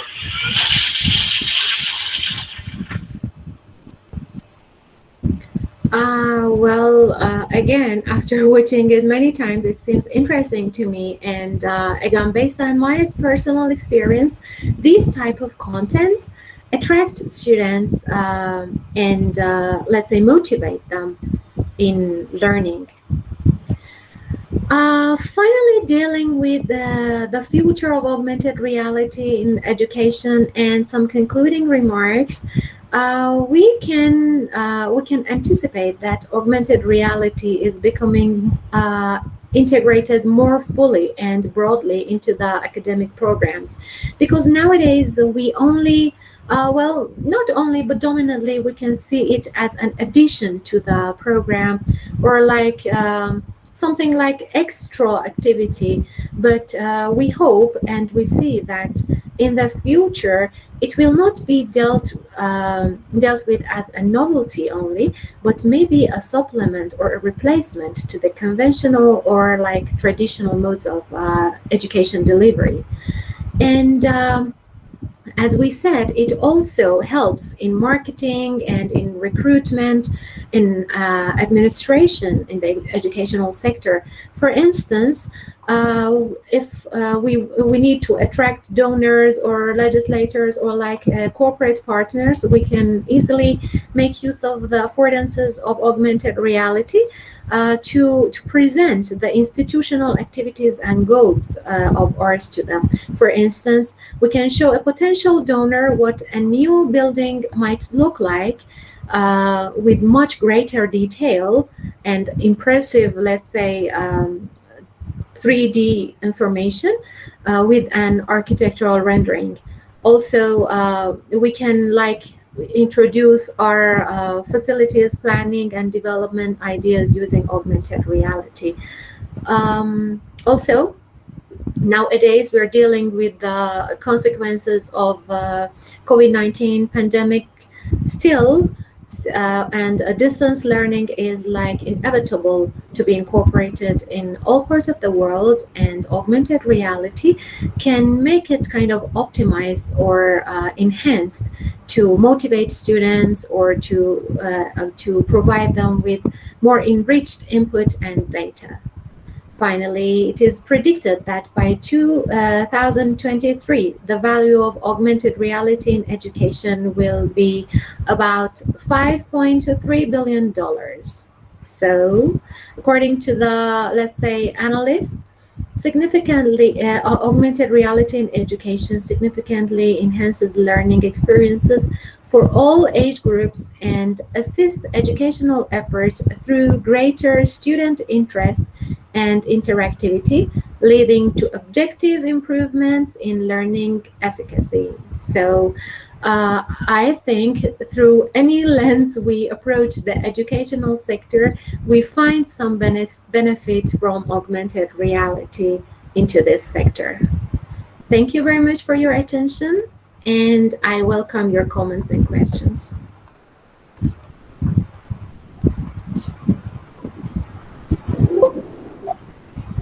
Yes, ma'am.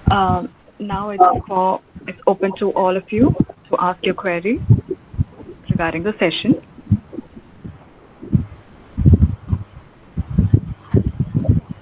I believe Rahul sir had raised his hand during the session. So you may ask your query now.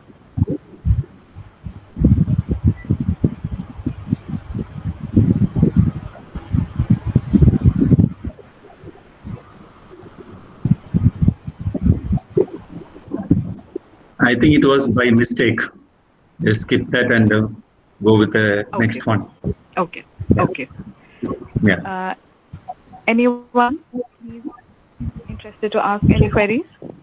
It's relatively a new topic as well. Yes, we have a question from T.H. Lawrence, sir. I'd like to read it out for you, ma'am. Could you explain, there are actually basically two questions asked. So could you explain in more detail how retention and memory is enhanced with the integration of AR into education? And the second question is, you mentioned about holographic display technology. Isn't it more illusory than virtual and more expensive? Okay, thank you very much for your fruitful questions. Dealing with the first question about retention and memory, studies on memory enables us to understand that the mode of input and mode of delivery affects the retention and the memory span, for instance. So as through augmented reality, we are able to provide our learners with a variety of input, like it could be written, audio, video, or even it is into the hand of the learner to manipulate that input. They can access the input how many times they want, like wherever they want or however they like. It helps them play with the input sometime, and it suits the learners with different learning styles, those, let's say, auditory learners or visual learners, to benefit most from their type. This is about memory and retention. And the next, to my knowledge, holographic display technology, of course, is not something which is, let's say, to us more tangible, or let's say efficient or easy to use, or affordable even, but it is something available. I said, maybe some incorporations or some companies prefer to use it as the best solution for their projects. As we could see, it enables a team to incorporate into manipulation of the virtual content. So by the development of technology, little by little, they tried to make devices that help the public, or let's say all the users, we can say, to easily access the content behind augmented reality as it suits their purpose best. So it is some solution, but it might not be the best solution for everybody. Thank you very much. I think like mobile technology, it will be more accessible in course of time. Exactly. More user-friendly and more cost-effective, so that ordinary people can use it. But it may take quite some time. When you use a hologram, you feel like being in trance. I haven't used it. Yeah, right. That's right. It is more illusory than virtual. Yeah. But everything said and done, the third world countries will have a lot of problems coping with these kind of demands in education. That's a very big challenge. The politicians and the education policy makers have to take steps to invest more in these kind of things in education. Exactly. But how is it going to happen? That's a big question. Thank you very much, Ayla. That's a nice presentation and introducing one of the most recent topics. Thank you very much for accepting invitation. And I think the college will go in for a formal vote of thanks. Thank you. Thank you very much. It was my pleasure already. It is a new topic. I was not able to fully cover all the information which is involved in it, but I hope I was able to introduce the topic at least to those friends of mine who are interested. I will be available for any other let's say information I can provide, and I hope we can see more integration of this technology into our actual educational processes. Thank you, Dr. Justin, and thank you all for listening to me and for all the collaboration. Again, we are all overwhelmed by the remarkable session on augmented reality integration in higher education. The effective elements that like AR has on education research, then even administrative purposes were all well said. Talking about the challenges using AR in education, dealing with privacy. All the end, as you said, let's stay together as it's a new area of research. Now, this being a truly relevant topic for the current pandemic scenario, a relatively new topic of application. Thank you so much, Ayla ma'am, for taking up this topic, sharing your insights, your views, and this has actually helped us to know more, or has brought the enthusiasm within us to know more as well. So thank you so much, Aylar ma'am, for taking so much of your time, your personal time, for our college, for this event. Justin sir, once again, no words can express the amount of gratitude we have for you, for staying with us in this FDP. So thank you once again, all of you. We'll be continuing with next day's sessions, with day 6, with sessions 1 and 2. So see you all. Tomorrow you are going to have some surprises as well. A new those people, I believe. Yeah. Okay, that's a right guess. So wait for tomorrow. Absolutely, sir. So talk to you in the evening, Ayla. See you. Okay, thank you, everybody. Thank you, Ms. Anu. Take care. Bye. Goodbye, Enjoy. everyone. Bye. Thank you. Bye. Thank you, ma'am.